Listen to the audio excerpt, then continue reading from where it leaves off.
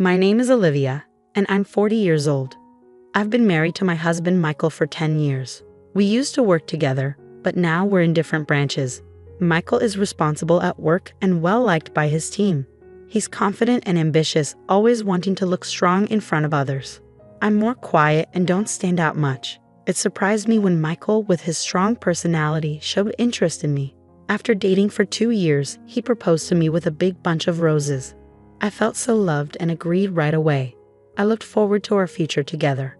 But then he surprised me again by saying we live with his parents. I wasn't sure about it, but he was determined. He assured me his parents were nice and excited about us living together, so I agreed in the end. For the past 10 years, I've been living with my in-laws in my husband's house, which was not what I expected when I got married. Every morning starts with my mother-in-law's nagging about little things like cleaning the front door. Even though I make breakfast for everyone, her complaints never end.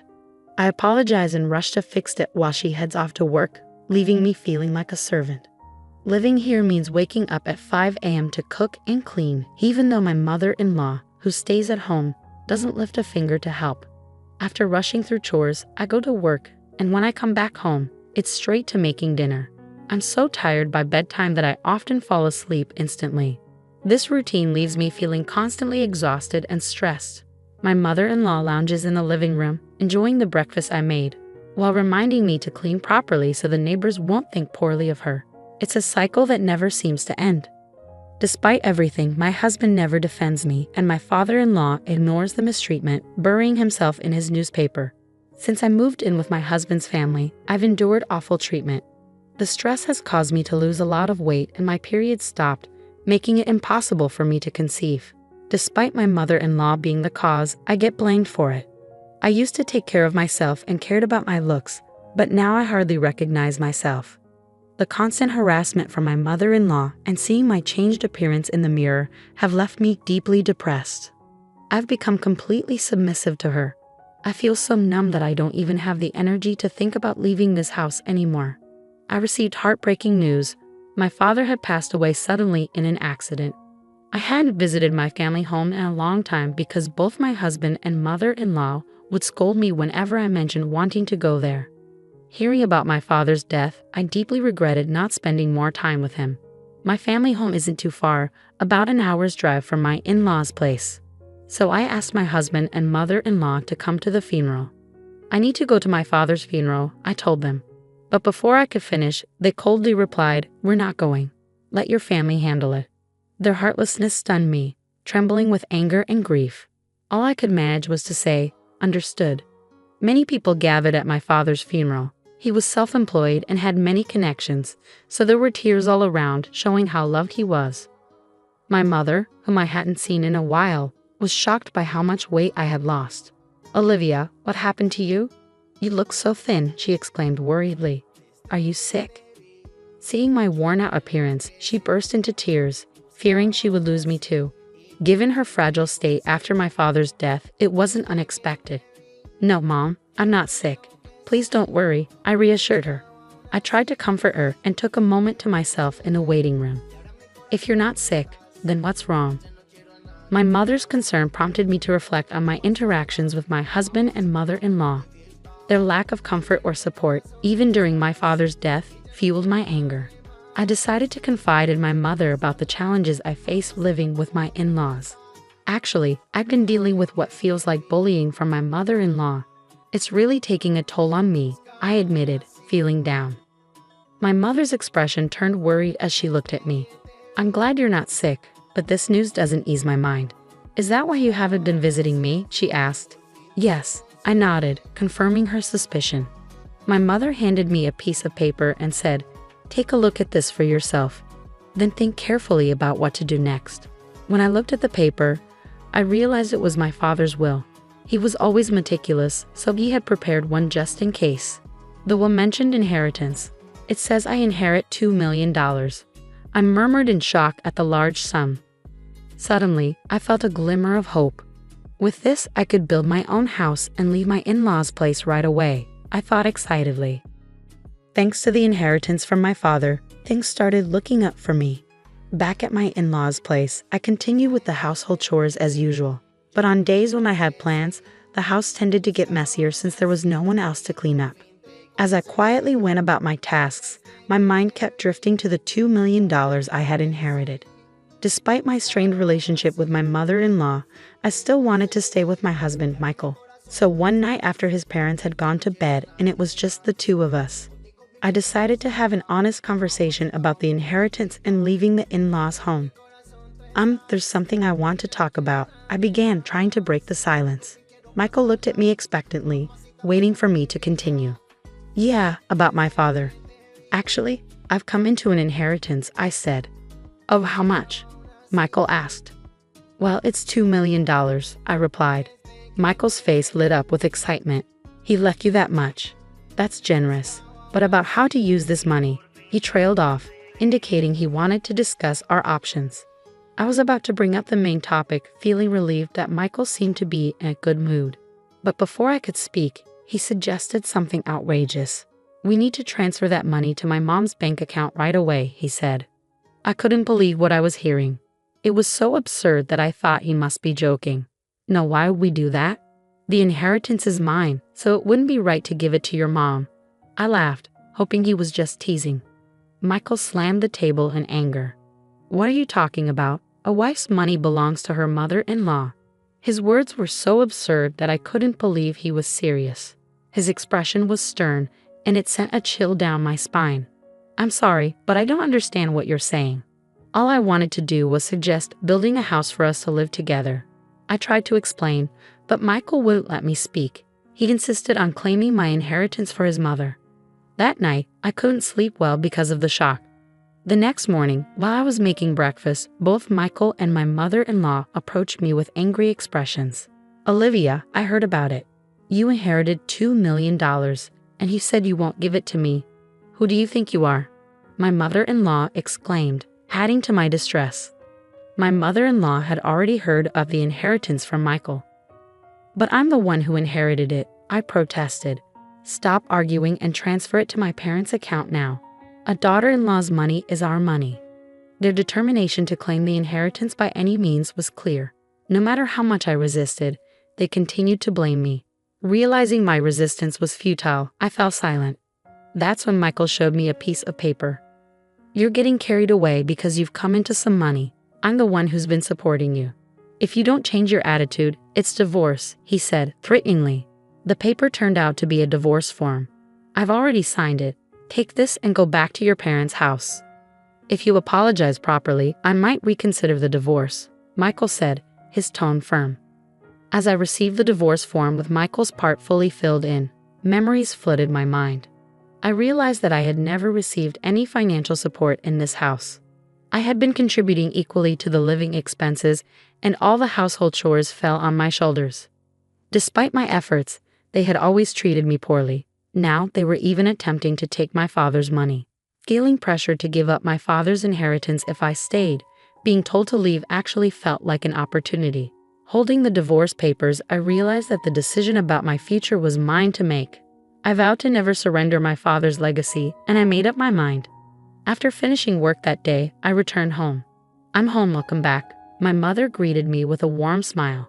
Despite my exhaustion, a home-cooked meal awaited me on the table. It had been so long since I had eaten a meal made by someone else. With each bite of the delicious food, tears of gratitude welled up in my eyes.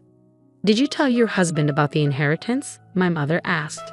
Yes, and it caused quite a stir, I replied, recounting everything my husband and mother-in-law had said to me. My mother was speechless at the shocking revelation. The inheritance belongs to you, and only you should decide your future. She comforted me gently as I cried. After being cared for at my parents' home for a week, I made the decision to return to my in-laws' house.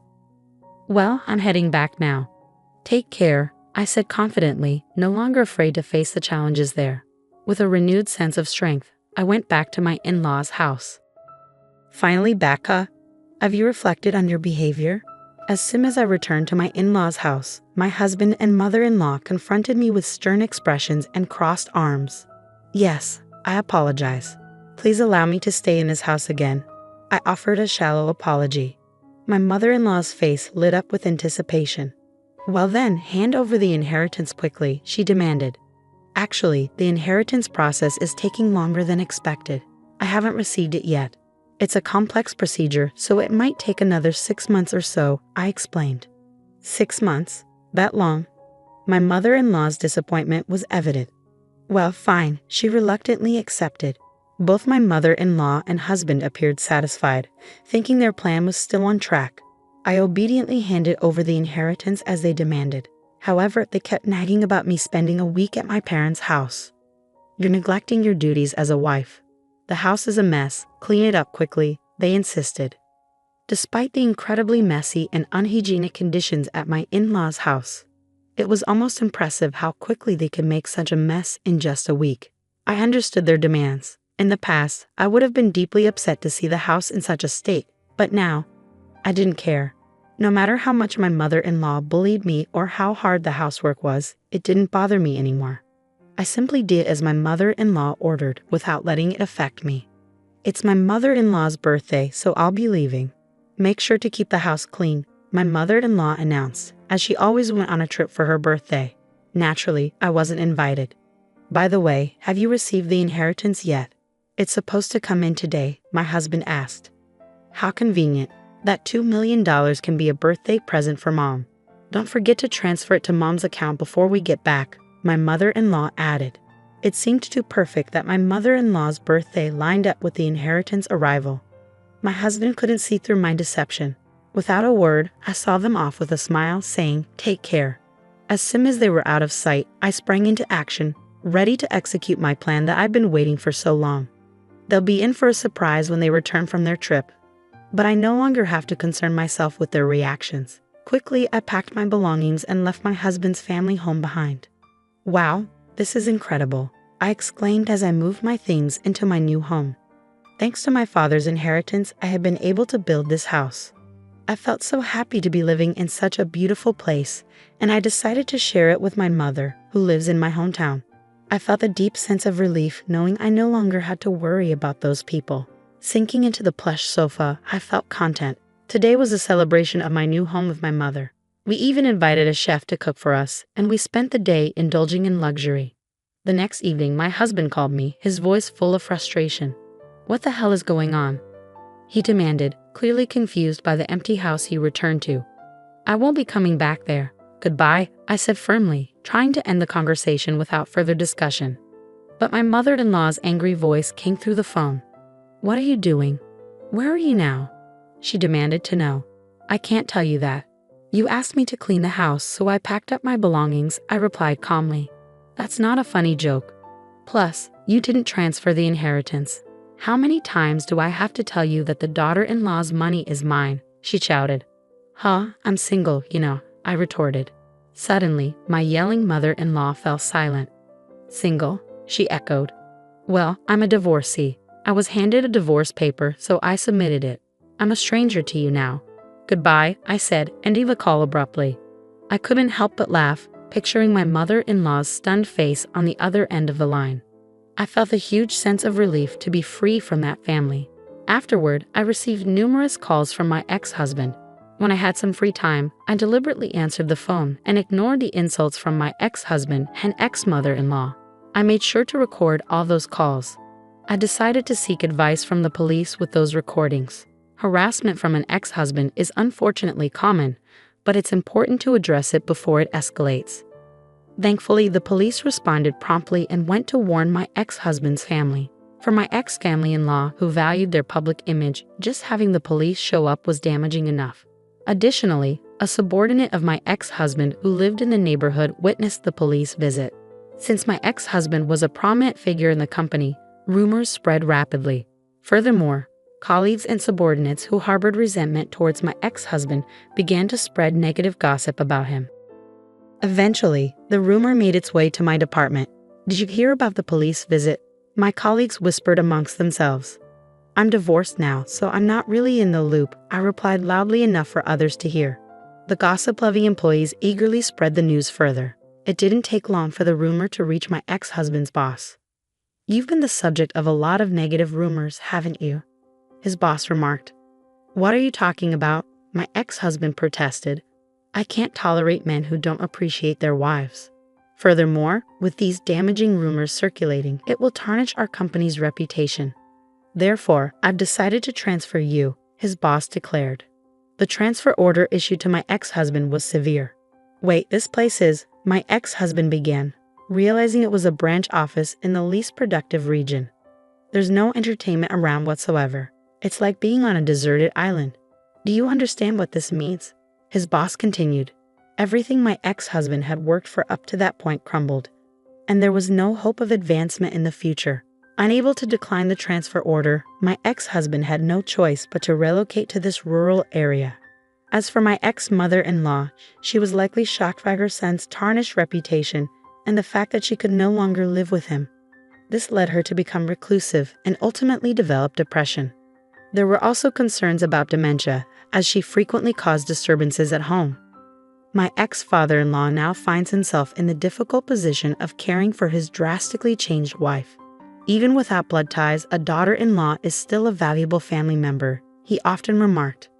The challenges faced by my former in-laws could be seen as karma for the harassment they inflicted on me. Now, unhappily living with my mother, we've even taken up gardening in our spacious yard. If I had remained in that house, I might never have discovered this wonderful hobby. Embracing this hobby has revitalized me. My body, once worn down by stress, is now healthy again. I'm grateful to have severed ties with my former in-laws and found true happiness.